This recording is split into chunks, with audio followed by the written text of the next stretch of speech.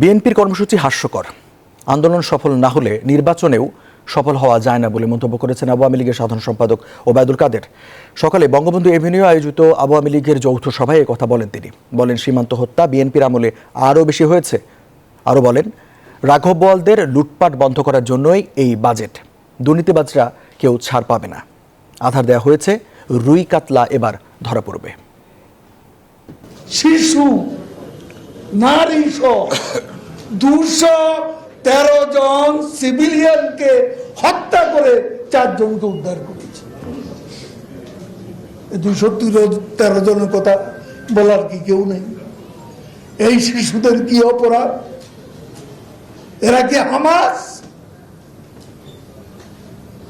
এই সিভিলিয়ান হত্যার বিচার কি হবে না? একটি কথাও বলেন নাই আমেরিকার প্রেসিডেন্ট।